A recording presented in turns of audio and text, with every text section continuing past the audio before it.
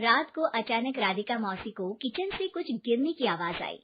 उन्होंने बाहर निकल के देखा तो किचन में उन्हें कोई सफेद साड़ी में दिखा।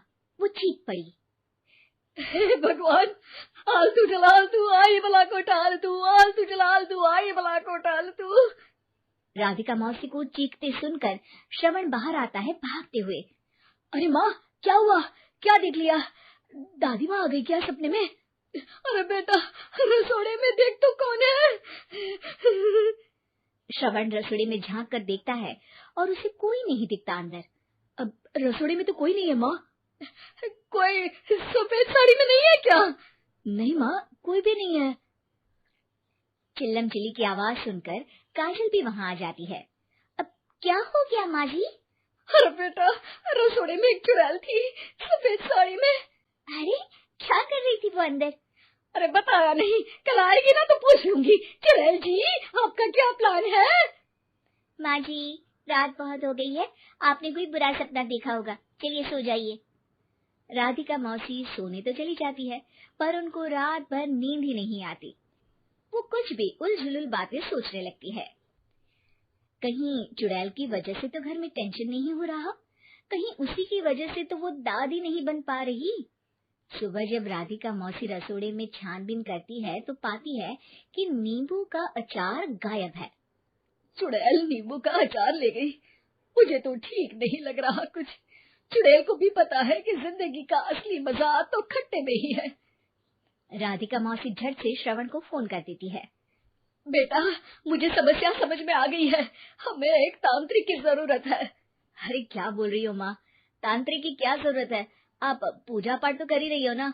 आलतू जलालतू मंत्र सारे फालतू जैसे कुछ मंत्र पढ़ो, चली जाएगी अपने आप चुड़ैल।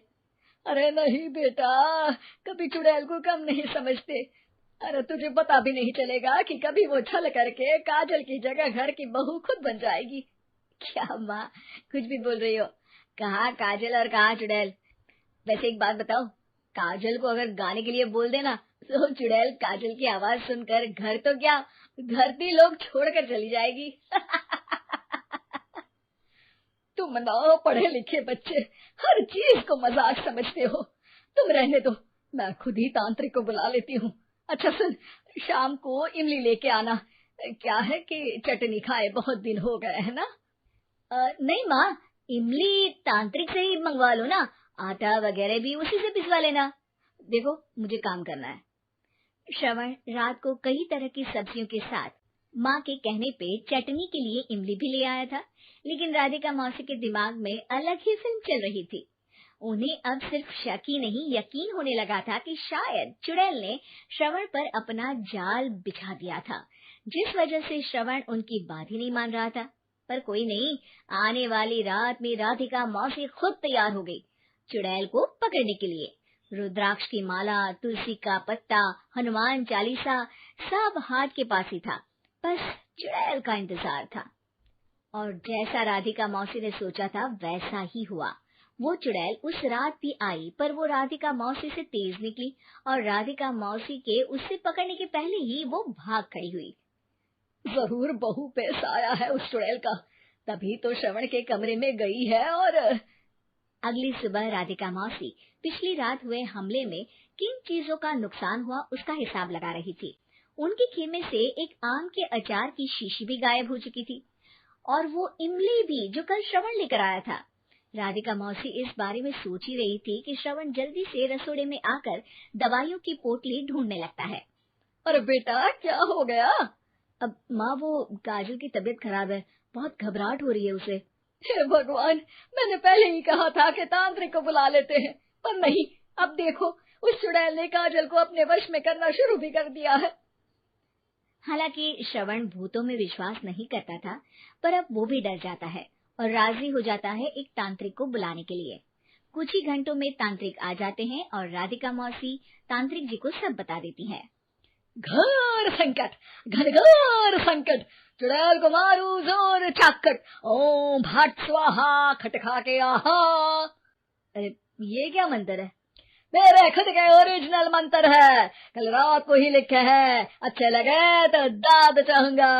एक और मंत्र सुनो, अर्ज किया है। आब्राकडाब्रा, दिल्ली, बम्बई, आगरा, चंदा मामा सोवरले, सुरन मामू जारा। ये मंत्र है? अरे कोई 40 वालीसा पढ़ो ना। वक्त कम है, 40 नहीं पड़ेंगे, 20-25 में काम चलाना पड़ेगा। अलग निरंजन, जाके लंदन, मुफ्त का मंजान, घिस मेरे नंदन। अरे जल्दी करो तांत्रिक जी, जल्दी करो। तांत्रिक अपने उल झलूल मंत्र पढ़ने लगता है। श्रवण को तांत्रिक पे शक होता है। वो अपने एक डॉक्टर दोस्त को कॉल कर देता है ताकि कोई अनहोनी हो तो इमरजेंसी में चीजें मैनेज हो जाए। तांत्रिक धुनी रमाता है, जिसकी वजह से कमरे में काफी धुआं हो जाता है और जिसकी वजह से बहू की घबराहट बढ़ जाती है। अब भागेगी चुड़ैल। हाँ। बहू खांसते हुए धुएं से बचने के लिए बाहर चली जाती है। अरे भाग रही है, भाग रही है। पीछे पीछे श्रवण भी जाता है।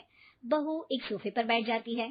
तभी डॉक्टर दोस्त आ जाते हैं और श्रवण को पानी लाने के लिए कहते हैं। थोड़े चेकअप के बाद डॉक्टर कहते हैं, मेरे हिसाब से जाप का काम पूरा हो गया है। क्या मतलब? अरे कुछ भी नहीं माँ, कोई चुड़ैल नहीं है, खुशखबरी है, अब दादी बनने वाली है। मगर वो सब अचार के डब्बे। श्रवण दोनों अचार के डब्बे अपनी माँ को दिखाता है, जो कि उनके बिस्तर के नीचे छुपे हुए थे। आपने सही बोला था माँ, वो चुड़ैल काजल ही थी जो खट्टा खा रही थी।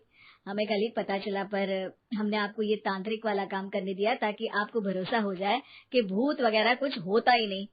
अच्छा अच्छा, ये तो बड़ी खुशी की बात है। पर बेटा मुझे एक झाड़ू तो ला दे।